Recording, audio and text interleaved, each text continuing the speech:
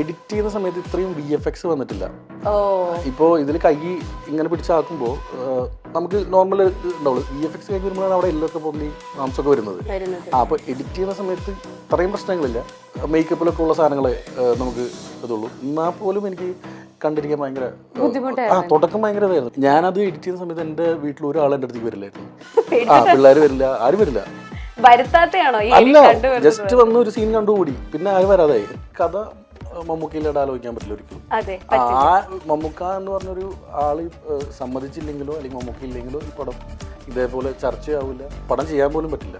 മമ്മൂട്ടി ചേട്ടൻ തൊട്ട് മമ്മൂക്ക റിപ്ലൈ കൊടുത്തതാണ്. അതാണല്ലേ ആ ഒരു സിനിമയുടെ വിജയം. അതാണ് ഞാൻ പറഞ്ഞത്, ഇനി കുറച്ച് നാള് മമ്മൂക്കയല്ല മമ്മൂട്ടി ചേട്ടനാണ്.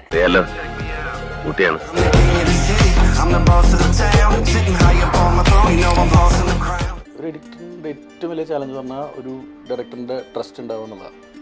ബാക്കി അതുണ്ടെങ്കിൽ ബാക്കിയെല്ലാം ഈസി ആയിരിക്കും. സമയമെടുത്ത് അങ്ങനെ ഇരുന്ന് എഡിറ്റ് ചെയ്യല്ല. ഞാൻ അങ്ങനെ കാൽക്കുലേറ്റ് ചെയ്ത് എനിക്ക് ഒരു പടം എത്ര സമയം എടുത്തെന്ന് എനിക്ക് അറിയില്ല. ഞാൻ എവിടെയൊക്കെ യാത്ര ചെയ്യും, അവിടെ പോയിട്ട് എഡിറ്റ് ചെയ്യും. വിനീത് ശ്രീനിവാസൻ പടത്തിൽ വളരെ കുറച്ചുള്ളൂ. വിനീത് സീൻസ് ഭയങ്കര കുറവാണ്. അപ്പോൾ ഞാൻ ഇത്ര ദിവസം ഷൂട്ട് ചെയ്തൊരു സീൻസ് കാണില്ല. വിനീതിന് ടെൻഷനായി. വിനീത് പറഞ്ഞു ഇത് ഓടൂ, എനിക്ക് ഡൗട്ടാണ്. ഓരോ സീനും റിവൈൻഡ് അടിച്ച് കണ്ട് ചിരിച്ചുകൊണ്ടിരിക്കുക. അപ്പോഴാണ് എനിക്ക് കോൺഫിഡൻസ് ആയി. ഞാൻ എന്നിട്ട് വിനീതിനോട് ചോദിച്ചു, നിങ്ങൾ മനസ്സിൽ കാണുന്ന ഇവന്റ് അത് ഏതുമായിക്കോട്ടെ അതിനെ കൂടുതൽ കളർഫുൾ ആക്കാൻ കൂടുതൽ സ്പെഷ്യൽ കണ്ടന്റോടുകൂടി milestone events, birthday party, engagement, കല്യാണം, കോർപ്പറേറ്റ് ഇവന്റ്സ്, അങ്ങനെ ഏത് ഇവന്റ്സും കൂടുതൽ സ്പെഷ്യൽ കണ്ടന്റോടുകൂടി നമുക്ക് മനോഹരമാക്കാം മൈൽസ്റ്റോൺ ഇവന്റ്സിലൂടെ. മോളിവുഡിൽ തൊട്ടതെല്ലാം പൊന്നാക്കുന്ന editor, the most successful technician of 2024. You know who I am talking about. Welcome to milestone makers presents അങ്ങനെ പറ. ഇന്ന് വിശേഷങ്ങൾ പങ്കുവയ്ക്കാൻ നമ്മുടെ കൂടെ ഉള്ളത് എഡിറ്റർ ആൻഡ് പ്രൊഡ്യൂസർ കൂടിയായിട്ടുള്ള the one and only Shameer Muhammad. നമസ്കാരം സാർ. നമസ്കാരം. First of all I am very very happy to see you in person and belated happy birthday. എങ്ങനെയുണ്ടായിരുന്നു ഇത്തവണത്തെ ബർത്ത്ഡേ? എന്തായാലും ഇത്തവണത്തെ ബർത്ത്ഡേ സ്പെഷ്യൽ ആയിരുന്നായിരിക്കും അല്ലേ? ഇന്നലെ ഞങ്ങളുടെ ഒരു ഇന്റർവ്യൂസും കുറച്ച് പരിപാടികളൊക്കെ ഉണ്ടായിരുന്നു. അത് കഴിഞ്ഞ് ഇവിടെ കപ്പ കൾച്ചർ കാര്യമായിട്ട് പരിപാടികളൊന്നും ഉണ്ടല്ലോ അവിടെ പോയി. ഇല്ല, പക്ഷെ എന്നാലും ഈ വർഷം ഇപ്പൊ പുതിയ വർഷം തുടങ്ങി 2025 തന്നെ ഒരു ഭയങ്കര ഒരു സന്തോഷം സംഭവിച്ചിരിക്കുകയാണ്. രേഖാചിത്രം ഫസ്റ്റ് തന്നെ പറയട്ടെ, ഇറ്റ്സ് എ വണ്ടർഫുൾ മൂവി. നമുക്ക് ഒരു ഫിലിം ഇറങ്ങിക്കഴിയുമ്പോൾ ചിലപ്പോൾ ഒരു കഥാപാത്രങ്ങളുടെ നമ്മളുടെ ഉള്ളിൽ നിൽക്കും. ആ സിനിമ മൊത്തത്തിൽ നമ്മളുടെ ഉള്ളിൽ. അങ്ങനെ ഒരു ഫിലിം എനിക്ക് കുറച്ച് നാൾക്ക് ശേഷം കിട്ടിയതാണ് ഈ രേഖാചിത്രം. രേഖാചിത്രത്തിലൂടെ തന്നെ നമുക്ക് സ്റ്റാർട്ട് ചെയ്യാം. എങ്ങനെയായിരുന്നു ഈ രേഖാചിത്രം മൂവി സാറിലേക്ക് എത്തുന്നത്? അല്ല, ജോഫിന്റെ പ്രീസ്റ്റ് ഞാൻ എഡിറ്റ് ചെയ്തത്. പ്രീസ്റ്റ് കഴിഞ്ഞതിന് ശേഷം പിന്നെ അവൻ തന്നെ എപ്പോഴും പറയും, അവൻ എറണാകുളത്ത് വന്നു കഴിഞ്ഞാൽ നേരെ ഇവിടെ വന്നിരിക്കും ഫുൾ ടൈം. അപ്പോൾ തുടക്കം തൊട്ട് ഇങ്ങനെ ഒരു 4-5 കൊല്ലമായിട്ട് ഇതിൻ്റെ കഥയും ഡിസ്കഷനായിട്ട് നടക്കുന്നതാണ്. അപ്പോൾ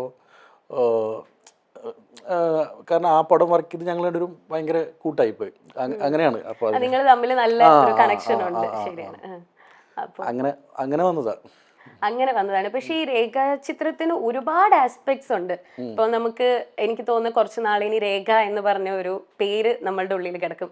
അതുപോലെ തന്നെ മമ്മൂട്ടി ചേട്ടനും ഉള്ളിൽ കിടക്കും. എനിക്ക് കുറച്ച് നാൾ മമ്മൂക്കയല്ല, മമ്മൂട്ടി ചേട്ടനാണ്. അപ്പൊ മമ്മൂക്കയുടെ അങ്ങനെ ഒരു സംഭവം അത് നമുക്ക് ഇപ്പൊ വെളിപ്പെടുത്താൻ കൂടുതൽ പറ്റില്ല, അത് സ്പോയിലർ അലേർട്ടാണ്. അതുകൊണ്ട് ഈ മമ്മൂക്കയുടെ വരവ് എങ്ങനെയാണ് ഈ ഫിലിമിലേക്ക് വരുന്നത്? അതും സാർ ഇൻവോൾവ് ആയിരുന്നോ ഇങ്ങനെ ഒരു ഐഡിയ കൊണ്ടുവരുന്നില്ല? ജോഫിൻ കൊണ്ടുവന്ന ഐഡിയ ആണ്. പക്ഷെ ഈ കഥ മമ്മൂക്കയിലൂടെ ആലോചിക്കാൻ പറ്റില്ല ഒരിക്കലും. ആ മമ്മൂക്ക എന്ന് പറഞ്ഞൊരു ആള് സമ്മതിച്ചില്ലെങ്കിലോ അല്ലെങ്കിൽ മമ്മൂക്ക ഇല്ലെങ്കിലോ ഈ പടം ഇതേപോലെ ചർച്ചയാവില്ല, പടം ചെയ്യാൻ പറ്റില്ല. ബിക്കോസ് എനിക്ക് തോന്നുന്ന കുറച്ച് എലമെന്റ്സിലാണ് ഉള്ളെങ്കിൽ പോലും ആ ഫിലിമിന്റെ ഫസ്റ്റ് തൊട്ട് ലാസ്റ്റ് വരെ മമ്മൂക്കയാണ് അതില്.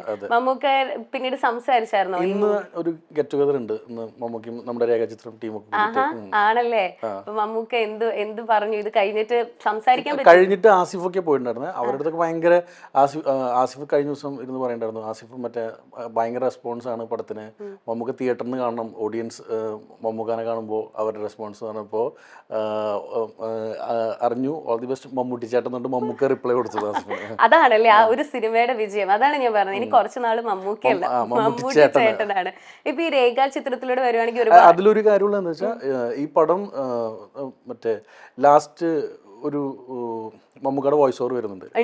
അത് ആദ്യം മമ്മൂട്ടി ചേട്ടൻ നല്ലതായിരുന്നു, സ്നേഹപൂർവ്വം മമ്മൂട്ടി അങ്ങനെ എന്തോ ആയിരുന്നു ഒരു വേർഷൻ. അത് കഴിഞ്ഞ് മമ്മൂക്ക തന്നെ വീണ്ടും ഡബ് ചെയ്ത് അയച്ചു. അത് അങ്ങനെയല്ല, ഇങ്ങനെ വേണ്ട, മമ്മൂട്ടി ചേട്ടൻ എന്ന് പറഞ്ഞിട്ട് ഇത് വെക്കിന്ന് പറഞ്ഞിട്ട് മമ്മൂക്ക അയക്കായിരുന്നു. അത് മമ്മൂക്കയുടെ ഐഡിയ ആയിരുന്നാ?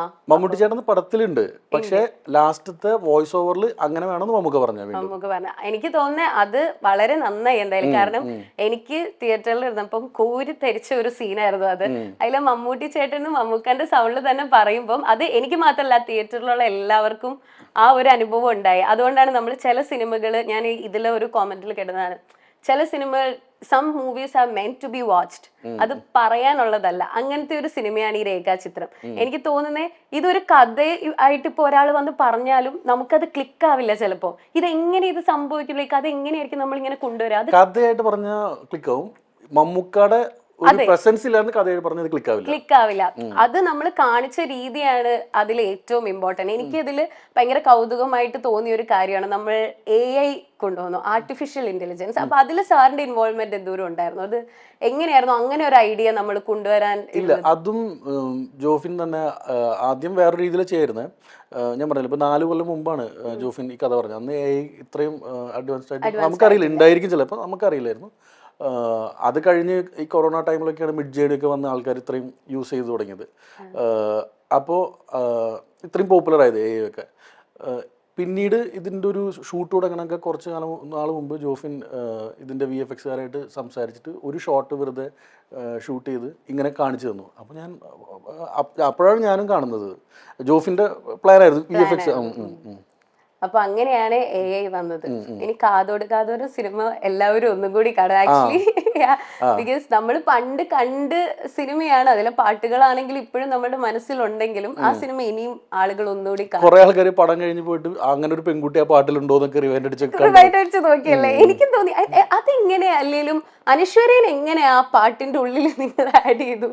അല്ല, ശരിക്ക് നമ്മൾ പടത്തിലും പറയുന്നത് ആ ഷൂട്ട് ചെയ്ത സ്ഥലത്ത് മഴ പെയ്തപ്പോൾ ഇപ്പൊ ശരിക്കും പടത്തിൽ നടക്കുന്ന, ശരിക്കും കാതോടത്തിൽ കാണിക്കുന്ന ഒരു സ്ഥലമുണ്ടല്ലോ, അവിടെ ഒരു പടത്തിൽ സ്റ്റേജിലല്ല ശരിക്കും കാണിക്കുന്നത്. അപ്പൊ ഫസ്റ്റ് ഇവിടെ ഷൂട്ട് തുടങ്ങി, മഴ പെയ്തു, ക്യാൻസൽ ചെയ്ത് ഉള്ളിലേക്ക് ഷിഫ്റ്റ് ചെയ്തു. ആ സമയത്താണ് ബാക്കി ഇൻസിഡൻസ് ഉണ്ടായിട്ടുള്ളത്. ഓക്കെ. പിന്നെ എനിക്ക് ഭയങ്കര കൗതുകമായിട്ട് തോന്നിയ ഒരു കാര്യമാണ് ഈ മൂവി കഴിയുമ്പോൾ നമ്മൾ നന്ദി പറയുന്നത്, കുറച്ച് പേരോട് നന്ദി പറയുന്നുണ്ട്.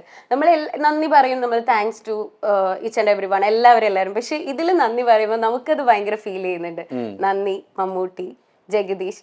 കാരണം അത് നമ്മൾ നന്ദി പറയേണ്ടതാണ് അവരോട്, അല്ലേ? ആ ക്യാരക്ടറിൽ ഉടനീളം നിൽക്കുന്ന ആൾക്കാരല്ല, ബട്ട് അവരൊക്കെ തന്നിരിക്കുന്ന എലമെന്റ് ഭയങ്കര വലുതാണ്. അതെ, കാരണം അതൊരു ഓൾട്ടർനേറ്റ് ഹിസ്റ്ററിയാണ്. അപ്പോ ഇവരുടെ ഒരു പ്രസൻസും ഇവർ പറയുന്ന കാര്യങ്ങൾ ചിലപ്പോൾ വളച്ചൊടിക്കാം, പ്രശ്നങ്ങളാവാം. പക്ഷെ അതൊന്നുമില്ല. ഇവര് ഇപ്പോൾ ഓരോ സ്ഥലത്തും ജോഫിന് ഓരോ ആൾക്കാരുടെ അടുത്ത് ഇതിന് കഥ പറയാൻ മുമ്പ് അവരുടെ സൈഡിൽ നിന്ന് കിട്ടിയ ഇൻപുട്സ് ഒരുപാടുണ്ട്. മമ്മൂക്ക പറഞ്ഞിട്ടുള്ള കാര്യങ്ങളുണ്ട്. ഇതിലത്തെ മെയിൻ ഒരു സെക്കൻഡ് ഹാഫിൽ വരുന്ന ഒരു ഏരിയയുടെ ഒരു എന്താ പറയുക, ഒരു ലീഡ് മമ്മൂക്ക കൊടുത്തിട്ടുള്ളതാണ്. അതേപോലെ ജഗദീഷ് ചേട്ടൻ പറഞ്ഞിട്ടുണ്ട്. അപ്പോൾ അവരുടെ അടുത്തൊക്കെ എത്ര നന്ദി പറഞ്ഞാലും മതിയാവില്ല സത്യം പറഞ്ഞാൽ. അപ്പൊ മമ്മൂക്കനെ ആദ്യം കണ്ടപ്പോ തന്നെ, മമ്മൂക്കയുടെ അടുത്ത് ഇത് പറഞ്ഞപ്പോ തന്നെ മമ്മൂക്ക ഓക്കെ പറഞ്ഞു. ബിക്കോസ് അതിൽ ചില മമ്മൂക്കയുടെ അടുത്ത് ജോഫിൻ പ്രീസ്റ്റ് കഴിഞ്ഞ സമയത്ത് തന്നെ പറഞ്ഞിട്ടുണ്ട് ഈ കഥ. ഓക്കെ, അപ്പോഴേ പറഞ്ഞതാണല്ലേ. അതേപോലെ തന്നെ ലാസ്റ്റ് ജോൺ പോൾ സാറിന്റെ അടുത്തും കഥ പറഞ്ഞിട്ടുണ്ടായിരുന്നു, പുള്ളിയും അഭിനയിക്കാമെന്ന് പറഞ്ഞതാ. അങ്ങനെ പക്ഷേ ഓക്കെ, മനസ്സിലായി. അതുകൊണ്ടാണ് അത്. പക്ഷെ എന്നാലും നമ്മൾ അതിൽ ആഡ് ചെയ്തിട്ടുണ്ട്, അതിലുണ്ടല്ലോ കഥാപാത്രം അതിലുണ്ട്. അതാണ് അതിന്റെ.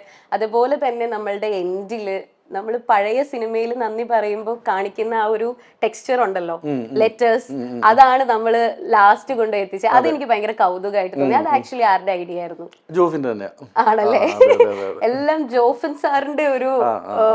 ഞാനും ആ ലാസ്റ്റ് ഇപ്പൊ പ്രിവ്യൂ കണ്ട സമയത്താണ് ഈ താങ്ക്സ് കാർഡ് ഈ ഒരു ഫോർമാറ്റും പരിപാടികളൊക്കെ കണ്ടത്. എനിക്കും ഞാൻ എന്താ പറയുക, ഞാൻ എത്ര ദിവസം പടം കണ്ടതാണ്. അത് കഴിഞ്ഞ് മ്യൂസിക്കൊക്കെ ചെയ്ത് വീണ്ടും പടം പോയി കണ്ട സമയത്ത് എനിക്ക് ഈ സെക്കൻഡ് ഹാഫ് ഭയങ്കര പുതിയൊരു വേറെ ഞാൻ കാണാത്തൊരു സിനിമ കാണുന്ന പോലൊക്കെ എനിക്ക് തോന്നി അല്ലേ?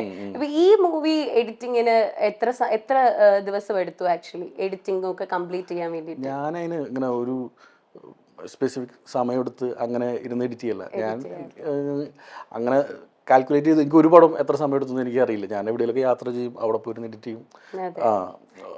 അങ്ങനെയാണ്. എനിക്ക് ഷമീർ സാറിനെ പറ്റി ഞാൻ പഠിച്ചപ്പോൾ എനിക്ക് മനസ്സിലായ ഒരു കാര്യം, ഞാൻ മൂവീസ് ഇപ്പൊ തെരഞ്ഞെടുക്കുന്നത് എങ്ങനെയാണെന്ന് ചോദിച്ചാലും സാർ ഇങ്ങനെ തന്നെ പറയുള്ളൂ എന്ന് എനിക്കറിയാം. കാരണം എഡിറ്റിങ്ങിന്റെ കാര്യമാണെങ്കിലും അങ്ങനെ തന്നെയാണ്. പക്ഷെ ഞാൻ ചോദിക്കുകയാണെങ്കിൽ ഇപ്പൊ ഈ രേഖാചിത്രം മൂവിയിൽ ഞാൻ പറഞ്ഞ പോലെ ടച്ചിങ് എലമെന്റ്സ് ഒരുപാടുണ്ട്. ഇപ്പൊ ഏറ്റവും ഷമീർ സാറിന് ഏറ്റവും എന്താ പറയാ മനസ്സിൽ തട്ടിയ ഒരു സീൻ അല്ലെങ്കിൽ ഒരു ഡയലോഗ് ഏതായിരിക്കും ചോദിച്ചാൽ ഏതായിരിക്കും പറയാ? ഒരുപാടുണ്ട്. എനിക്ക് ഞാൻ പറഞ്ഞില്ല ഇപ്പോൾ ലാസ്റ്റത്തെ ആ ജഗദീഷിൻ്റെ അവിടെ തൊട്ടുള്ള ആ എപ്പിസോഡ് മൊത്തം അത് ഞാൻ എഡിറ്റ് ചെയ്യുന്നതിനൊക്കെ മുമ്പ് ഞാൻ ജോഫിൻ്റെ അടുത്ത് പറഞ്ഞത് എടാ അത് വർക്കാവുമെന്ന് എനിക്ക് ഡൗട്ടാന്ന് പറഞ്ഞു. കാരണം സെക്കൻഡ് ഹാഫ് തുടങ്ങി ഒരു ആളുടെ കഥ നമ്മൾ പറഞ്ഞു, അത് കഴിഞ്ഞ് അതിൽ വേറൊരു സ്റ്റോറി നമ്മൾ സ്റ്റാർട്ട് ചെയ്യും. ഞാൻ ഇപ്പോൾ അത് ഫുള്ളായിട്ട് ഞാൻ റിവീൽ ചെയ്യുന്നില്ല. അത് കഴിഞ്ഞിട്ട് അടുത്തൊരു ഇത് വരിക. നമ്മൾ നോർമലി ഒരു പടത്തിൽ ഒരു ഇത്രയും ട്രാക്ക് സെപ്പറേറ്റ് ഇങ്ങനെ വരൽ കുറവായിരിക്കും. അപ്പോൾ ഞാൻ ജോഫിൻ്റെ അടുത്ത് പറഞ്ഞുകൂടാ ഇത് എനിക്ക് ഡൗട്ടാണ്, ഇത് എന്ത് ചെയ്യാൻ പറ്റും എന്നൊക്കെ ചോദിച്ചിട്ട് ഞാൻ എഡിറ്റ് ചെയ്ത് കഴിഞ്ഞപ്പോൾ ഞാൻ ജോഫിനെ വിളിച്ചുകൂടാ അത് ഏറ്റവും നല്ല എപ്പിസോഡ് അതാ, അത് ഭയങ്കര വർക്കൗട്ട് ആയിട്ടുണ്ട് ഞാൻ ജോഫിൻ്റെ അടുത്ത് പറയുന്നത്. ആണല്ലേ, അത് ഒരാളുടെ വിഷൻ ആയിരിക്കും അങ്ങനെ വരാന്ന് പറയാം. പിന്നെ എഡിറ്ററിന്റെ ഏറ്റവും വലിയൊരു ക്വാളിറ്റി എന്ന് പറഞ്ഞാൽ ലാഗ് അടുപ്പിക്കാതെ ഒരു മൂവി ചെയ്യുക. കാരണം നമുക്ക് ഒരുപാട് സീൻസ് ആൻഡ് എല്ലാം ഉണ്ടാവും, അത് എഡിറ്റ് ചെയ്യാന്ന് പറയുന്നതാണ് ഏറ്റവും വലിയ. കാരണം ഞാൻ പറയുകയാണെങ്കിൽ ഒരു ഫിലിമിൽ നമ്മളുടെ പെർഫോമൻസ് മാത്രമല്ല, അതിലെ ബാക്ക് എൻഡിൽ നിൽക്കുന്ന എല്ലാവരുടെ എഫേർട്ടാണ് ഏറ്റവും കൂടുതൽ പറയേണ്ടത്. എല്ലാവരുടെ എഫേർട്ട് തുല്യമായിട്ട് അപ്രിഷിയേറ്റ് ചെയ്യേണ്ട കാര്യമാണ്. അപ്പം ഈ മൂവി ലാഗിങ് വന്നേക്കാൻ ചാൻസ് ഉള്ള ഒരു എലമെന്റ് ഉള്ള ഒരു മൂവി ആയിരുന്നു. ബട്ട് അത് ലാഗ് ഇല്ലാതെയാണ് വന്നിരിക്കുന്നത് അല്ലേ? അത് തോന്നിയിട്ടുണ്ടായിരുന്നു ഇനി ഇതിൽ ലാഗ് വരുമോ, ഫസ്റ്റ് ഹാഫിൽ ഇനി ലാഗ് വരുമോ? ബിക്കോസ് ഇപ്പോൾ നോർമലി നമ്മളൊരു പടം എഡിറ്റ് ചെയ്യുമ്പോഴും നമ്മൾ പടം കാണുമ്പോഴും അതിന്റെ എപ്പോഴും പേസിൽ എൻഡിലേക്ക് കൂടുക ചെയ്യാം. ഇത് ഫസ്റ്റ് ഹാഫ് സ്പീഡ് കൂടുതൽ, കാരണം ഫസ്റ്റ് ഹാഫിൽ നമ്മൾ കണ്ടിട്ടുള്ള പോലത്തെ സീനുകളും നമുക്ക് ഇപ്പോൾ കേസ് അന്വേഷണവും പരിപാടികളൊക്കെയാണ്. അപ്പോൾ അത് ഒരുപാട് നേരം കാണിക്കാൻ പറ്റില്ല. പക്ഷെ അത് കാണിക്കാണ്ട് നമുക്ക് സെക്കൻഡ് ഹാഫ് പറയാനും പറ്റില്ല. പക്ഷേ സെക്കൻഡ് ഹാഫിൽ വരുമ്പോൾ അതൊരു കാലഘട്ടം നമ്മൾ കാണിക്കുന്നുണ്ട്. അവിടുത്തെ ഓരോ കാര്യങ്ങളും ആൾക്കാർ കുറച്ചും കൂടെ ആസ്വദിച്ച് കാണണം എന്നെനിക്ക് തോന്നി. നല്ല ആ ഇമോഷൻസ് ഒക്കെ കണക്റ്റ് ആവുള്ളൂ തോന്നിയുകൊണ്ട് ഞാൻ പേസ് കുറച്ച് കുറവാണ് ഫസ്റ്റ് ഹാഫിനൊക്കെ. അത് എനിക്കും അറിയാം, ജോഫിനറിയാം. ഞാൻ ജോഫിൻ്റെ അടുത്തും പറഞ്ഞിട്ടുണ്ട്. ഞാൻ ലാസ്റ്റത്തെ പ്രിവ്യൂ കഴിഞ്ഞിട്ട് ഞാൻ ജോഫിൻ്റെ അടുത്ത് പറഞ്ഞ കാര്യം എന്ന് വെച്ചാൽ എടാ ഫസ്റ്റ് ഹാഫ് പെട്ടെന്ന് പോകും, കാരണം 50 മിനിറ്റ് ഉള്ളൂ. പിന്നെ ടൈറ്റിൽസോ സെക്കൻഡ് ഹാഫിൽ നമ്മൾ ഓരോ കഥ കഴിഞ്ഞിട്ട് വരുന്ന സ്ഥലത്ത് ആൾക്കാർക്ക് ലാഗ് അടിക്കാൻ സാധ്യതയുണ്ട്. പക്ഷെ അടുത്ത സ്ഥലത്തേക്ക് കയറുമ്പോൾ ഓക്കെ ആവും, ക്ലൈമാക്സ് എല്ലാവർക്കും വർക്കാവും. പെട്ടെന്ന് ഇന്റർവെല് പെട്ടെന്നായപ്പോ ഞാനിപ്പോ എന്തുണ്ടായേ അങ്ങനെ പെട്ടെന്ന് തോന്നിയൊരു സംഭവമുണ്ട്. അതേപോലെ തന്നെ ടൈറ്റിൽ എഴുതി കാണിച്ചത് നമ്മൾ പ്രതീക്ഷിക്കാത്ത സ്ഥലത്തായിരുന്നു എഴുതി കാണിച്ചത്. അപ്പൊ നമ്മൾ ഇനി ഇത് ഇന്റർവെൽ ആയതാണോ എങ്ങനെയാണോ അങ്ങനത്തെ ഐഡിയാസ് ഒക്കെ കൊണ്ടുവരുന്നത് ഇപ്പൊ അത് സ്ക്രിപ്റ്റിൽ ഉണ്ടായിരുന്നു. ഓ അങ്ങനെ നമ്മൾ ചെയ്യണം. സ്ക്രീൻ പ്ലേ ഭയങ്കരമായിട്ട് എടുത്തു പറയേണ്ട ഒരു സംഭവമാണ്. കാരണം നമ്മള് പ്രേക്ഷകരിലേക്ക് ഒരു സിനിമ എത്തിക്കുന്നത് അങ്ങനെയാണല്ലോ അല്ലെ? ഈ മൂവി അപ്പൊ സാർ ഈ മൂവിയില് ഏറ്റവും കൂടുതൽ ഇപ്പൊ അടുത്ത് വർക്ക് ചെയ്തിട്ടുള്ള ജോഫിൻ സാറായിട്ടും ഈ ആസിഫിക്കയുടെ ഒക്കെ എന്തെങ്കിലും എന്താ പറയാ എലമെന്റ്സ് വന്നിട്ടുണ്ടായിരുന്നു, നമുക്ക് ഇങ്ങനെ ചെയ്താൽ നന്നായിരിക്കും അങ്ങനെ? ആസിഫായിട്ട് ഞാൻ സംസാരിച്ചിട്ടില്ല, ഷൂട്ടിന് ശേഷം സംസാരിച്ചിട്ടുണ്ട് ഞങ്ങൾ. പക്ഷെ എഡിറ്റിന്റെ സമയത്തൊന്നും ആസിഫും അങ്ങനൊന്നും ഒരു കാര്യത്തിലും ഇടപെടാറില്ല. ഇപ്പം എഡിറ്റിംഗ് എന്ന് പറയുമ്പം എനിക്ക് ഇപ്പോഴും ഒരു എഡിറ്ററിനോട് ചോദിക്കണം എന്ന് തോന്നിയ ഒരു കാര്യമാണ്. കാരണം നമ്മള് ഒരുപാട് എഫേർട്സ് എടുത്താണ് ഓരോ മൂവീസും ചെയ്യുന്നത്. പക്ഷെ ഞാൻ കേട്ടിട്ടുണ്ട് എഡിറ്റേഴ്സിനെ ഫിലിം ലൊക്കേഷനിലേക്ക് കൊണ്ടുവരാൻ പറ്റില്ല. ബിക്കോസ് കൊണ്ടുവന്ന് അവർ കാണും ഇത്രയും എഫേർട്ട് എടുത്താണ് ഇത് ചെയ്തത്. ബട്ട് ആ ഒരു സീൻ മൂവിക്ക് ആവശ്യമില്ലെങ്കിൽ നമുക്കത് കട്ട് ചെയ്യേണ്ടി വരും. അപ്പം ഞാൻ സാറിനോട് ചോദിക്കുകയാണ്, സാർ ഈ ഇത്രയും മൂവീസ് ചെയ്തിട്ടുള്ള ഏതെങ്കിലും മൂവിയിൽ ഭയങ്കര എഫേർട്ട് എടുത്ത് ചെയ്ത ഒരു സീൻ കട്ട് ചെയ്യേണ്ടി വന്നിട്ടുണ്ടോ? ഒരുപാട് വന്നിട്ടുണ്ട്. ഇപ്പൊ മാർക്കോല് റിയാസ് ഖാന്റെ ഒരു ഫൈറ്റ് മൊത്തം കട്ടായിട്ടുണ്ട്. റിയാസ് ഖാന്റെ ക്യാരക്ടറെ പറഞ്ഞില്ല. ഞാൻ എത്തുന്നേ ഉള്ളൂ, കാരണം മാർക്കോനെ പറ്റി ചോദിച്ചാലും തീരില്ല. അപ്പോൾ അതിലൊരു ക്യാരക്ടറില്ല, അയാളുടെ ഒരു പോലീസ് സ്റ്റേഷനിൽ ഫൈറ്റ് ഉണ്ട്, കുറെ പോലീസുകാരുണ്ട്, ഒരുപാട് പൈസയും ചിലവായിട്ടുള്ള സീനാ. ആ സീൻ മൊത്തത്തിൽ നമ്മൾ കട്ട് ചെയ്ത് കളഞ്ഞിട്ടില്ല. അതുപോലെ എല്ലാ പടത്തിലും ഉണ്ട്. ഇപ്പോൾ രേഖാചിത്രത്തിലും ചെറിയ കുറച്ച് സീൻസുകളൊക്കെ പോയിട്ടുണ്ട്. അങ്ങനെ നോക്കി ഇപ്പോൾ ഇതിലൊരു സംഭവം എന്ന് പറഞ്ഞു കഴിഞ്ഞാൽ ഒരു ഇൻസിഡന്റ് ഉണ്ടായി. പടം കഴിഞ്ഞിറങ്ങിയപ്പോൾ ഒരു ചേച്ചി ഇതൊന്ന് കരയുന്നുണ്ടായിരുന്നു.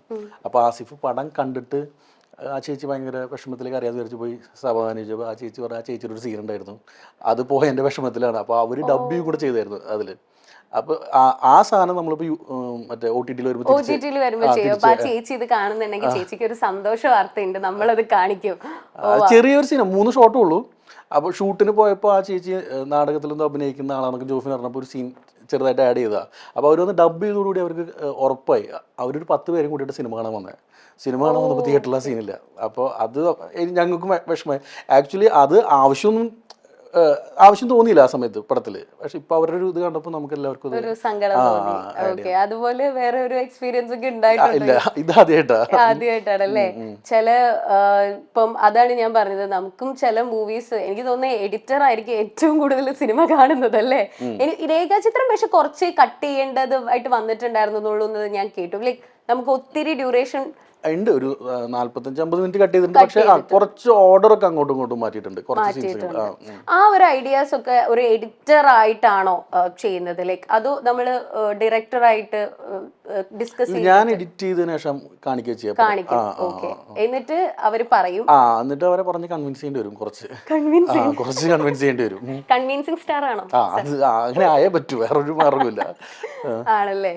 ഇപ്പൊ കാരണം അവര് കുറെ കാലം ഈ കഥയായിട്ട് ട്രാവൽ ചെയ്ത് പെട്ടെന്ന് അവർ കാണാത്തൊരു ആംഗിളിൽ പടം കാണുമ്പോൾ അവർ ആരും ഓക്കെ പറയില്ല എളുപ്പത്തില്. അപ്പോൾ എൻ്റെ ഫ്രണ്ട്സൊക്കെ പറയുന്നത് നീ എന്തെങ്കിലും ഒരു പടം ഡയറക്റ്റ് ചെയ്യണം, എന്നിട്ട് അതൊരു 5 മണിക്കൂറാവണം, എന്നിട്ട് നീ അത് കട്ട് ചെയ്യാൻ പറ്റാണ്ടിരുന്നിട്ട് ഞങ്ങളൊക്കെ വിളിക്കണം, അങ്ങനെ അവരൊക്കെ പറയാം. അപ്പോൾ ഞാൻ ഇവരുടെ അടുത്തൊക്കെ ഭയങ്കര സിമ്പിളായിട്ട് ഇവർ ഭയങ്കരമായിട്ട് എടുത്തിട്ട് വരുന്ന കാര്യങ്ങളൊക്കെ ഞാനത് കട്ട് ചെയ്ത് കളയാൻ പറയും. അപ്പോൾ ഇവർ പറയും ചില സാധനങ്ങളൊക്കെ സ്പൂൺ ഫീഡ് ചെയ്യണം എന്ന് പറയും. അപ്പോൾ ഞാൻ പറയും സ്പൂൺ ഫീഡ് ചെയ്തോ, പക്ഷെ കാലുമ്മ എടുത്ത് കുറുക്ക് കൊടുക്കുന്ന പോലെ ആക്കരുത്, ആവശ്യത്തിന് മാത്രം കൊടുത്താൽ മതി എന്നൊക്കെ പറഞ്ഞ് മാറ്റിക്കും. ഇനിയിപ്പോ എല്ലാരും കാത്തിരിക്കുന്നത് പ്രൊഡ്യൂസറാണ്, എഡിറ്ററാണ്. ഇപ്പൊ പറഞ്ഞ പോലെ ഒരു ഡയറക്ഷൻ നമുക്ക് പ്രതീക്ഷിക്കാമോ? ഞാൻ ഒരു പരിപാടി പ്ലാൻ ചെയ്യുന്നുണ്ട്. അത്രേ ഉള്ളൂ, കൂടുതലൊന്നും നമ്മൾ പറയില്ല, പക്ഷെ പ്ലാനിങ് ഉണ്ട് ആണല്ലേ? അപ്പൊ ഇതുപോലെ പക്ഷെ എഡിറ്റിങ്ങും അപ്പൊ സാർ തന്നെ ആയിരിക്കുമല്ലോ ചെയ്യുന്നല്ലേ? അതെ. ഇപ്പം എഡിറ്റിങ്ങിന്റെ കാര്യം പറഞ്ഞപ്പോ തണ്ണീർമത്തൻ ദിനങ്ങളൊക്കെ സാറായിരുന്നു എഡിറ്റ് ചെയ്തെന്നുള്ളത് എനിക്ക് അറിയില്ലായിരുന്നു. അത് പലർക്കും അറിയില്ല. അതെ, പ്രൊഡ്യൂസർ എന്നുള്ളതിലാണ് കൂടുതൽ അറിയാം. പക്ഷെ എഡിറ്റർ, അത് എനിക്ക് ഒരു അത്ഭുതം തോന്നിയൊരു കാര്യമാണ്. കാരണം മാർക്കോ എന്ന് പറയുന്നത് എൻറ്റയർലി ഡിഫറെന്റ് ജോണറിലുള്ള ഒരു മൂവിയാണ്. രേഖാചിത്രം എന്ന് പറയുന്നത് അതിന്റെ എക്സാക്ട് ഓപ്പോസിറ്റ് നിൽക്കുന്ന ഒരു ഈ 2 മൂവിയും ഒരു എഡിറ്റർ തന്നെയാണ് ചെയ്തത് പറയുന്നത്. അങ്ങനെ കുറെ പേര് പറഞ്ഞില്ലേ? പറഞ്ഞു കുറെ പേര് പറയണ്ടേ. ഇപ്പൊ തണ്ണീർമത്തൻ പറഞ്ഞപ്പോൾ ഇപ്പൊ എന്തെങ്കിലും മാറ്റിണ്ടോ എന്ന് ചോദിച്ചില്ല. തണ്ണീർമത്തൻ ഞാൻ എഡിറ്റ് ചെയ്യാൻ വേണ്ടിയിട്ട് പടം എൻ്റെ അസിസ്റ്റൻസൊക്കെ ഓർഡർ ചെയ്ത് വെച്ച് ഞാൻ പടം കാണുന്ന സമയത്ത് വിനീത് ശ്രീനിവാസൻ പടത്തിൽ വളരെ കുറച്ചുള്ളൂ. വിനീത് സീൻസ് ഭയങ്കര കുറവാണ്. അപ്പോൾ ഞാൻ ഇത്ര ദിവസം ഷൂട്ട് ചെയ്തൊരു സീൻസും കാണില്ല. അങ്ങനെ ഞാൻ നോക്കുമ്പോൾ ഒരു സോങ് എടുക്കുന്നുണ്ട്. അതിൽ 22 PB അതുകൊണ്ട് ഒരു സോങ്ങിൻ്റെ സീക്വൻസ് നോക്കുമ്പോൾ അതിൽ 8 സീൻ എടുക്കുന്നുണ്ട് സോങ്ങിന് വേണ്ടിയിട്ട് വിത്ത് ഡയലോഗായിട്ട്. ആ 8 സീനാണ് വിനീതിൻ്റെ പടത്തിൽ പല സ്ഥലത്തും വന്നിട്ടുള്ള സീൻസ്, ഇന്റർവെല്ലിന് വേണ്ടി വന്നിട്ടുള്ള സീൻ, ആ സോങ് ഒഴിവാക്കിയിട്ട്. അതാണ്. പക്ഷെ വിനീതേട്ടനൊക്കെ അതില് ചുമ്മാ റേഞ്ച് മാറിയ ഒരു മൂവിയായിരുന്നു തണ്ണീർമത്തൻ ദിനങ്ങൾ. അതുപോലെ ഒരുപാട് മൂവീസ് തന്നിട്ടുള്ള ഒരാളാണ്. അപ്പൊ അതുകൊണ്ടാണ് ഞാൻ തണ്ണീർമത്തൻ ദിനങ്ങൾ എന്ന് പറഞ്ഞത്. ഞാൻ ഈ അടുത്താണ് അറിഞ്ഞത്. വിനീതിന് തണ്ണീർമത്തൻ റിലീസിനൊക്കെ ഒരു ആഴ്ച മുമ്പ് ഞാൻ അയച്ചു കൊടുത്തിട്ട് വിനീതിന് പടം കണ്ടിട്ട് വിനീതിന് ടെൻഷനായി. വിനീത് പറഞ്ഞു ഇത് ഓടൂ, എനിക്ക് ഡൗട്ടാ. ഇതെനിക്ക് അപ്പം ഞാൻ ബി ഉണ്ണികൃഷ്ണൻ സാറുണ്ട്, പുള്ളി ഞാനും പുള്ളിയുടെ വൈഫും കൂടിയിട്ട് മൂകാംബിക പോവായിരുന്നു. അപ്പോൾ പോണ സമയത്താണ് ഞാൻ ഇത് അയച്ചു കൊടുത്തത്. അപ്പോൾ വിനീത് ഇങ്ങനെ പറഞ്ഞപ്പോൾ എൻ്റെയും ആകെ കിളി പോയി. അപ്പോൾ ഞാൻ എന്ത് ചെയ്തു വെച്ചാൽ എൻ്റെ ലാപ്പിൽ പടമുണ്ട്, ഞാൻ ഉണ്ണി സാറിന് കാണിച്ചു കൊടുത്തു. ഇവർ കാറിൻ്റെ ബാക്കിൽ ഇരുന്നിട്ട് ഓരോ സീനും റിവൈൻഡ് അടിച്ച് കണ്ട് ചിരിച്ചുകൊണ്ടിരിക്കുക. അപ്പോഴാണ് എനിക്ക് കോൺഫിഡൻസ് ആയി. ഞാൻ എന്നിട്ട് വിനീതിനെ വിളിച്ചു പറഞ്ഞു, വിനീത് ഇതിപ്പോൾ നമ്മളിപ്പോൾ ആക്ഷൻ ഹീറോ ബിജു എന്ന് പറഞ്ഞ പടം ഓരോ സീൻസും വർക്കാകുമ്പോൾ ആൾക്കാർക്ക് ഇഷ്ടപ്പെടും. അതുപോലെ തന്നെ എന്നിട്ട് ഉണ്ണി സാറും സംസാരിച്ചു വിനീതിനെ. അപ്പോൾ വിനീത് അങ്ങനെ ആയിരിക്കും അല്ലേ പറഞ്ഞു. കൺവിൻസ് ചെയ്യണമെങ്കിലാണ് ശരിയാവുള്ളത് അല്ലേ? ഇപ്പം മാർക്കോയിലേക്ക് വരുവാണെങ്കിൽ, മാർക്കോ എന്ന് പറഞ്ഞ ഇപ്പൊ പാൻ ഇന്ത്യൻ ഹിറ്റ് ആണ്. അപ്പൊ അതിൽ എനിക്ക് ചോദിക്കാനുള്ള ഒരു കാര്യം, ഞാൻ കുറെ കേട്ടിട്ടുള്ളതാണ്, നമ്മള് എഡിറ്റർ കണ്ടതിന്റെ പകുതി ശതമാനം കണ്ടിട്ടുള്ളൂ മാർക്കോ. അതിൽ ഞാനൊരു കോമന്റ് വായിച്ചതാണ്, ഇങ്ങനെ കണ്ടതിന്റെ പകുതി പോലും നമ്മൾ കണ്ടിട്ടില്ല. അപ്പൊ പുള്ളി എന്തായിരിക്കും കണ്ടിരിക്കുന്നത് എന്നുള്ളത്. അത് കാരണം എഡിറ്റ് ചെയ്യുന്ന സമയത്ത് ഇത്രയും VFX വന്നിട്ടില്ല. ഇപ്പോ ഇതിൽ കൈ ഇങ്ങനെ പിടിച്ചാക്കുമ്പോൾ നമുക്ക് നോർമൽ ഉണ്ടാവുള്ളൂ. VFX കഴിഞ്ഞ് വരുമ്പോഴാണ് അവിടെ എല്ലൊക്കെ പൊന്തി മാംസമൊക്കെ വരുന്നത്. അപ്പോൾ എഡിറ്റ് ചെയ്യുന്ന സമയത്ത് ഇത്രയും പ്രശ്നങ്ങളില്ല. മേക്കപ്പിലൊക്കെ ഉള്ള സാധനങ്ങളെ നമുക്ക് ഇതുള്ളൂ. എന്നാൽ പോലും എനിക്ക് കണ്ടിരിക്കാൻ ഭയങ്കര തുടക്കം ഭയങ്കര ഇതായിരുന്നു. പിന്നെ ഞാൻ തന്നെ ഇത് മേക്കപ്പാ, ഇത് സാധനം, ഇത് പ്രോപ്പർട്ടീസാ എന്നുള്ള രീതിയിൽ അങ്ങനെ എഡിറ്റ് ചെയ്തതാ. എന്നാലും എങ്ങനെ സാധിച്ചു? ഞാനത് എഡിറ്റ് ചെയ്യുന്ന സമയത്ത് എൻ്റെ വീട്ടിൽ ഒരാൾ എൻ്റെ അടുത്തേക്ക് വരില്ലായിരുന്നു. പിള്ളേർ വരില്ല, ആരും വരില്ല. വരുത്താത്തയാണോ? അല്ല, ജസ്റ്റ് വന്ന് ഒരു സീൻ കണ്ടുകൂടി, പിന്നെ ആരും വരാതായി. ആണല്ലേ? അത് ഏത് സീനായിരുന്നു? അല്ല എല്ലാ സീനിലും അല്ല. ഞാൻ ഇനി ഒരു കാര്യം ചോദിക്കട്ടെ. ഞാൻ കേട്ടു സാറ് പറഞ്ഞതാണ് നമ്മളുടെ സിലിണ്ടറിന്റെ ഒരു സീൻ ഉണ്ടല്ലോ, ഗ്യാസ് കുറ്റിയുടെ സീൻ, അതിന്റെ 70% കട്ട് ചെയ്ത് കളഞ്ഞു. അതാണ് എനിക്ക് ചോദിക്കാനുള്ളത്. ഇന്ത്യ വാണ്ട്സ് ടു നോ, ഈ 30% എന്ന് പറയുന്നത് അത് എത്രയെങ്കിൽ ഈ 70% എന്താണ്? അത് ഇതിനേക്കാ ആ ഇടിക്കുമ്പോഴത്തെ ഇതൊക്കെ ഭയങ്കര ഇതായിട്ട് കാണിക്കുന്നുണ്ട് കുട്ടിയുടെ മുഖം. ഇതിൽ കൂടുതൽ എന്താ അതിന് ബ്രൂട്ടൽ ആവാൻ പറ്റുന്നത്? കുറച്ചേരം കാണിച്ചോണ്ടിരുന്ന പോലെ അതൊറ്റ സീനിൽ കാണിച്ചപ്പോഴേക്കും എന്താ ദിവസം പോയി. അതിപ്പോ അത് നമ്മൾ കട്ട് ചെയ്തത് സെൻസർ ബോർഡ് എന്ന് പറഞ്ഞിട്ട് കട്ട് ചെയ്തതാണ്. ഓക്കെ, ഇതുപോലത്തെ സീനാണ്. മറ്റേ സ്മൈലിയുടെ അതും ഒരുപാട് ഉണ്ടായിരുന്നു പറഞ്ഞു. മറ്റേ അതൊക്കെ എല്ലാം കുറച്ച് കട്ട് ചെയ്യാൻ പറഞ്ഞവര് ആ ഏരിയയിലൊക്കെ. അതേപോലെ ഡെലിവറി. പക്ഷെ എനിക്കതാ മനസ്സിലായി, ഇതിലും കൂടുതൽ ബ്രൂട്ടൽ ആവുന്നത് നിങ്ങൾ കണ്ട ഷോർട്സ് ഒക്കെ തന്നെയാ. അത് കുറച്ചും കൂടെ ഡീപ്പായിട്ട് എക്സ്റ്റെൻഡഡ് ആയിരുന്നു. അതിപ്പോ പ്രേക്ഷകർ ചോദിക്കുന്നുണ്ട് OTT-യിൽ അത് പ്രതീക്ഷിക്കാമോ എന്നുള്ളത്. അയ്യോ ഇത്രയും മതി, ഇത്രയും തന്നെ. മാർക്കോന്റെ കാര്യം പറയുമ്പം ഞാൻ സാറ് പറയുന്നത് കേട്ടിട്ടുണ്ട്. 2013 ഒരു ബീച്ചിലിരുന്ന് ഉണ്ണിച്ചേട്ടനും സാറും സംസാരിച്ചുകൊണ്ടിരുന്ന ഒരു സിനിമ അല്ലെങ്കിൽ ഒരു മോഹം ആയിരുന്നു മാർക്കോ. ആ മാർക്കോ ആണ് ഉണ്ണിയുടെ ആഗ്രഹം ഇങ്ങനത്തെ ഒരു ആക്ഷൻ പടം. ഞാൻ ആ ഇന്റർവ്യൂവിൽ തന്നെ പറഞ്ഞിട്ടുണ്ട്, മാൻ ഫ്രം നോവേറൊക്കെ പോലെ ഒരു പടം. അത് അവൻ അത്രയും നാളായിട്ട് അവൻ എപ്പോഴും പറയും ഇങ്ങനത്തെ ഒരു ആക്ഷൻ അവന് നന്നായിട്ട് ആക്ഷൻ ചെയ്യാൻ പറ്റും. അതിനുവേണ്ടി ഭയങ്കര ഫ്ലെക്സിബിൾ ആണ്. ഡെയിലി 5 മണിക്കൂർ 6 മണിക്കൂർ ജിമ്മിൽ കിടന്ന് ഉറങ്ങുന്ന ഒരു തന്നെ ഉറങ്ങല്ല, ഞാൻ പറഞ്ഞ വർക്കൗട്ട് ചെയ്യുന്ന. അപ്പോൾ അവന് അതാണ് മാർക്കോളത്തെ ആ ഫൈറ്റ്, ആ കോറിഡോർ ഫൈറ്റ് ഒക്കെ ചെയ്യാൻ നല്ല പാടാത്. ശരിക്കും 2.5 ദിവസം കൊണ്ട് ഷൂട്ട് ചെയ്ത ആ ഫൈറ്റ്.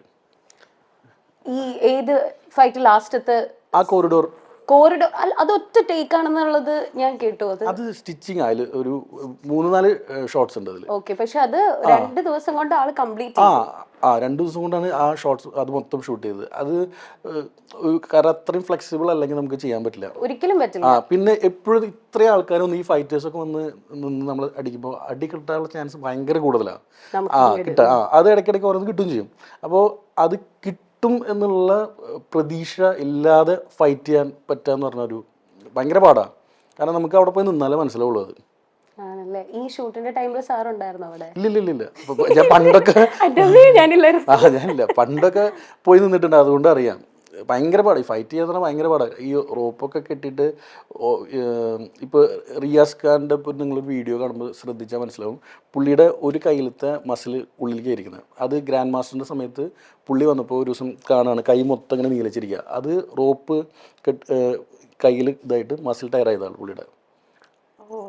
അത് ഭയങ്കര എപ്പോഴും ഇത് നമുക്ക് മാർക്കോല് റോപ്പൊക്കെ ഭയങ്കര കുറവാണ്, പക്ഷെ എപ്പോഴും ഫൈറ്റ് ചെയ്യുമ്പോൾ ഭയങ്കര ഓരോ അപകടങ്ങൾ ഉണ്ടാവുന്ന ചാൻസ് ഭയങ്കര കൂടുതലാണ്. അപ്പോൾ ആ പേടിയില്ലാണ്ട് ഫൈറ്റ് ചെയ്യാന്ന് പറഞ്ഞാൽ അതൊരു കഴിവാണ്. മാർക്കോ എന്ന് പറഞ്ഞ മൂവി നമ്മളെല്ലാവരും അത്രയും നോക്കി കണ്ടിരുന്ന ഒരു മൂവിയാണ്. അപ്പോൾ ഈ മൂവി ചെയ്യുമ്പോൾ നമുക്ക് ഉള്ളിലൊരു ടെൻഷൻ ഉണ്ടായിരുന്നോ?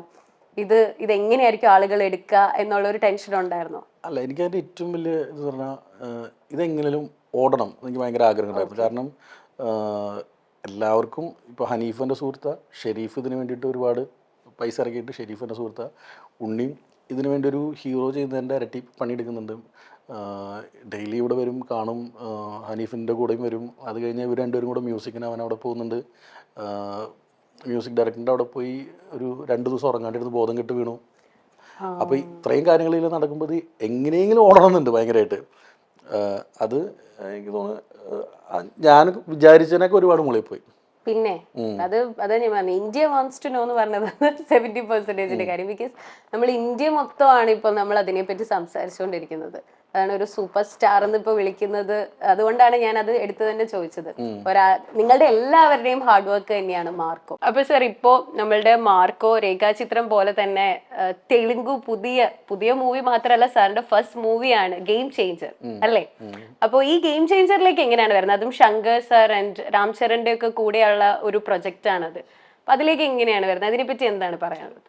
ഗെയിം ചേഞ്ചറിലേക്ക് വന്നത് അൻബറിവ് എൻ്റെ ഫ്രണ്ട്സാണ്. അവർ ഒരു ദിവസം വിളിച്ചിട്ട് പറഞ്ഞു ഇങ്ങനൊരു പടമുണ്ട് ഒന്ന്. അപ്പം ഞാൻ ഭയങ്കര എക്സൈറ്റഡ് ആയിരുന്നു ശങ്കറിൻ്റെ പടം ഉള്ള രീതിയിൽ.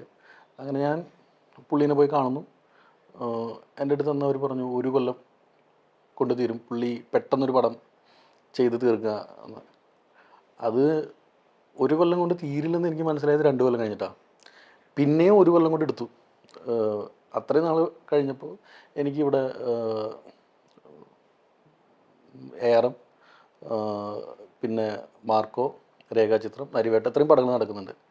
അപ്പോൾ ഈ 3 കൊല്ലം കൊണ്ട് ഞാനൊരു 300 ദിവസം ആ പടത്തിന് വേണ്ടിയിട്ട് പോയി. അപ്പോൾ കൂടുതലും എഡിറ്റ് ചെയ്തതിന് കൂടുതലും പോസ്റ്റായിരുന്നു അവിടെ. അപ്പോൾ അവിടെ ചെല്ലും. അവരെ ഇവിടുത്തെ ഒരു രീതിയല്ല അവിടെ. എന്താ പറയുക, ഒരാഴ്ച കഴിഞ്ഞിട്ട് നമ്മൾ ആവശ്യമുണ്ടെങ്കിൽ 2 ആഴ്ച മുമ്പ് നമ്മൾ വിളിക്കും. ഇത് ഈ 2 ആഴ്ച അവിടെ വെറുതെ ഇരിക്കും. രാവിലെ എണീക്കും, കുളിക്കും, റെഡിയാവും. അപ്പോൾ വിളിച്ച് പറയും ഇന്നില്ലെന്ന് പറയും. അപ്പോൾ അവിടെ തന്നെ കിടന്നുറങ്ങും. ഉച്ചയ്ക്ക് ഉണ്ടെന്ന് പറയും. ഉച്ചയ്ക്ക് വീണ്ടും കുളിക്കും, റെഡിയാവും, ഇന്നില്ലെന്ന് പറയും. അങ്ങനെ 15 ദിവസമൊക്കെ അടുപ്പിച്ച് വെറുതെ ഇരിക്കും. കുറച്ച് ദിവസം കഴിയുമ്പോൾ അവർ വിളിച്ച് പറയും അടുത്ത ആഴ്ച ഇരിക്കാമെന്ന് പറയും. തിരിച്ചു പോരും. ഇതിനിടയിൽ ചില സമയത്ത് ഹൈദരാബാദിൽ ഷൂട്ടുണ്ടെന്ന് പറയും. അപ്പോൾ അങ്ങോട്ട് അത്യാവശ്യമായിട്ട് വരണം എന്ന് പറയും. അപ്പോൾ ഞാൻ ഇവിടുന്ന് ഒരു വട്ടം ഞാൻ ഡ്രൈവ് ചെയ്ത് പോയി ബാംഗ്ലൂർ കഴിഞ്ഞ് കുറച്ച് ദൂരം പോയി ഹൈദരാബാദിൽ നിന്ന് ഷിഫ്റ്റായി ചെന്നൈക്ക് വരാൻ. അവിടെ നിന്ന് തിരിച്ച് ചെന്നൈക്ക് വരുന്നു.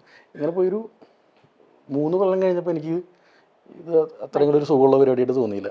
അങ്ങനെ ഞാൻ കഴിഞ്ഞ സെപ്റ്റംബറിൽ രാജിവെച്ചു. പിന്നെ റൂബൻ എന്ന് പറയുന്ന എഡിറ്ററാണത് കംപ്ലീറ്റ് ചെയ്തത്. അത് ഞാൻ പോരുന്നതിന് മുമ്പ് അതൊരു 7 മണിക്കൂർ ഉണ്ടായിരുന്നു ആ പടം. ഓൾമോസ്റ്റ് ഒരു 10-13 ദിവസം ഷൂട്ട് ചെയ്തു.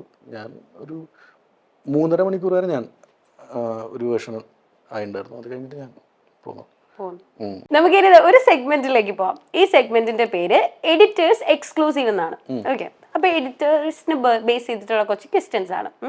അപ്പൊ അത് സാറിനോട് ഞാൻ ചോദിക്കാം. First question, Marco movie edit ചെയ്യുന്ന സമയത്ത് ഈ സീൻ എന്തായാലും ഞാൻ പബ്ലിക്കിനെ കാണിക്കില്ല എന്ന് ഉറപ്പിച്ച ഒരു സീൻ ഉണ്ടോ? അത് പോയ സീനാ. സെൻസർ ചെയ്ത സീൻ? സെൻസർ ചെയ്തല്ല, ഞാൻ പബ്ലിക്കിനെ കാണിക്കില്ല എന്നുള്ള ആശയമൊന്നുമല്ല. റിയാസ് ഖാന്റെ സീനൊക്കെ ഒഴിവാക്കിയതായിരുന്നു. അതിൽ പക്ഷെ എനിക്ക് തോന്നുന്നു അത് ഭയങ്കര അതുകൊണ്ടല്ല, അത് ആ സ്ഥലത്ത് അതിന്റെ ആവശ്യം ഉണ്ടായിരുന്നില്ല. പടത്തിലും അതൊരു ആവശ്യമായിട്ട് തോന്നിയില്ല. അത് ഉണ്ണീനും ഹനീഫിനും പറഞ്ഞ് മനസ്സിലാക്കി കൺവിൻസ് ചെയ്തു, അത്രേ ഉള്ളൂ. ആണ്. അപ്പൊ അത് സാറായിരുന്നു പറഞ്ഞത്? അത് ഞാൻ ലൈക്ക് ഓക്കെ, അപ്പം അത് പറഞ്ഞപ്പോ തന്നെ അവരും പിന്നെ ഓക്കെ.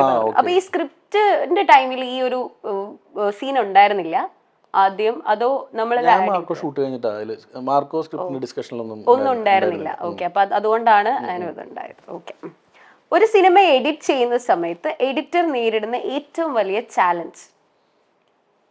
അത് ഒരു എഡിറ്ററിന്റെ ഏറ്റവും വലിയ ചാലഞ്ച് പറഞ്ഞാൽ ഒരു ഡയറക്ടറിന്റെ ട്രസ്റ്റ് ഉണ്ടാവുക എന്നുള്ളതാണ്. ബാക്കി അതുണ്ടെങ്കിൽ ബാക്കിയെല്ലാം ഈസി ആയിരിക്കും, സ്മൂത്ത് ആയിട്ട് പോകും. അത് കിട്ടാനും പാടാണല്ലേ? അത് നമ്മൾ ചെയ്യുന്ന പടങ്ങൾ ഓടും തോറും അത് കൂടുതൽ കിട്ടും. അപ്പോൾ നമ്മൾ പറഞ്ഞ കാര്യങ്ങൾ കേട്ടിട്ട് ഒരു പടം ഓടിയില്ലെങ്കിൽ പിന്നെ അടുത്ത പടത്തിന് അവർ കേൾക്കില്ല പറഞ്ഞു കഴിഞ്ഞാൽ. അല്ലെങ്കിൽ പിന്നെ ആദ്യമായിട്ട് വരുന്ന ആൾക്കാർക്കും ഈ പ്രശ്നം ഉണ്ടാവും. സാർ ഇപ്പൊ ഇത്രയും ചെയ്ത മൂവിയിൽ അങ്ങനെ ഒരു ചാലഞ്ച് ഉണ്ടായിട്ടുണ്ട്, ലൈക്ക് ഡയറക്ടേഴ്സ് ആയിട്ട് ഒത്തുപോകാൻ പറ്റാത്ത ഒരു ഇതുണ്ടായിട്ടുണ്ടോ? മൂവിയുടെ പേര് പറയണ്ട, ലൈക്ക് അങ്ങനെ ഉണ്ടായിട്ടുണ്ടോ? അങ്ങനെ ഒരുപാട് ഉണ്ടായിട്ടുണ്ട്. ഇപ്പൊ ഞാൻ പറഞ്ഞില്ല, ഇപ്പൊ ഞാൻ ഈ ഗെയിം ചേഞ്ചർ പോലും അത് അങ്ങനെ ഉണ്ടായതാണ്. അപ്പൊ അത് നമ്മളുടെ മൊത്തത്തിലുള്ള ഒരു പ്രൊജക്റ്റിനെ ബാധിക്കും. നമുക്കത് ചെയ്യാനും ഇച്ചിരി ബുദ്ധിമുട്ടായിരിക്കും. ബാക്കിയുള്ള പടങ്ങളെയും ബാധിക്കും അത്. നമ്മളുടെ മൊത്തത്തിലുള്ള വർക്കിനെ അത് ബാധിക്കും അല്ലേ? മനസ്സിലായി. Okay. Malayalam cinema spot live dubbing കൂടുതലായി എന്റർടൈൻ ചെയ്യണം എന്ന് തോന്നിയിട്ടുണ്ടോ? നമ്മുടെ ഒരു ബഡ്ജറ്റും ഇതും വെച്ചിട്ട് എല്ലാ പടത്തിനും അത് വർക്കാവില്ല. കാരണം എന്താ വെച്ചാൽ അതിന് പൈസയുണ്ട്, നല്ല എക്സ്പെൻസീവാണ്. പിന്നെ അതിന് വേണ്ടിയിട്ട് റീടേക്സ് പോകേണ്ടി വരും. ഈ സൗണ്ടിന് വേണ്ടിയിട്ട് നമ്മളിപ്പോൾ ഷൂട്ട് ചെയ്യുന്ന സമയത്ത് കുറച്ചൊരു കാക്കപ്പുറത്ത് കറഞ്ഞു കഴിഞ്ഞാൽ സൗണ്ടിന് വേണ്ടി റീടേക്ക് പോകും. അല്ലെങ്കിൽ ഒരു ബസ് പോകുന്ന സൗണ്ട് കേട്ട് കഴിഞ്ഞാൽ നമ്മൾ അതിന് വേണ്ടി റീടേക്ക് പോകേണ്ടി വരും. സോ അതുകൊണ്ട് എല്ലാ പടത്തിനും പറ്റില്ല. അപ്പൊ ചെയ്യുന്ന കുറച്ച് സൈലന്റ് ആയിട്ടുള്ള അടച്ചിരിക്കുന്ന വല്ല സ്ഥലത്ത് മാത്രമേ ഇത് പറ്റുള്ളൂ എന്നല്ലേ? നമ്മളിപ്പോ പുറത്താണെങ്കിൽ അല്ലാത്ത സ്ഥലത്തും പറ്റും, പക്ഷെ നമ്മള് സൗണ്ടിന് വേണ്ടിയിട്ട് റീടേക്സ് പോകേണ്ടി വരും. അപ്പൊ ടൈം പോകും. ഓക്കെ, അതുകൊണ്ട് അത് നമുക്ക് അടുത്തെങ്കിലും പറ്റില്ല. ചെയ്യുന്നുണ്ട് ഇവിടെ ഇഷ്ടമല്ല. മമ്മൂക്കാടെ എല്ലാ പടം കൂടുതലും അങ്ങനെയാണ്. അപ്കമിങ് പ്രോജക്ട്സ് എന്തൊക്കെയാണ്? നെക്സ്റ്റ് ഇപ്പൊ ഞാൻ എഡിറ്റ് ചെയ്തുകൊണ്ടിരിക്കുന്നത് നരിവേട്ട, അനുരാജിന്റെ പടം. പിന്നെ മിഥുൻ ഒരു വെബ് സീരീസ് ചെയ്തിട്ടുണ്ട്. പിന്നെ അരുൺ PR ഒരു വെബ് സീരീസ് ഉണ്ട്. അതാണ് ഇപ്പൊ നടക്കുന്നത്. അങ്ങനെയാണ്. ഫുൾ ഇനി ഒരുപാട് പ്രൊജക്ട്സ് നമുക്ക് പ്രതീക്ഷിക്കാം അല്ലേ ഷമീർ സാറിന്റെ? ഓക്കെ, അപ്പം നമ്മളുടെ ഇന്റർവ്യൂ ഒക്കെ കഴിഞ്ഞു. ഒരുപാട് സന്തോഷം. ഇനി ഇതുപോലത്തെ നല്ല നല്ല പ്രൊജക്ട്സിൽ ഒരു ഭാഗമാവാൻ സാധിക്കട്ടെ, ഇതുപോലെ വലിയ വലിയ വിജയങ്ങളിൽ പങ്കുചേരാൻ സാധിക്കട്ടെ. നമുക്ക് ഇനിയും കാണാം. Okay, thank you so much.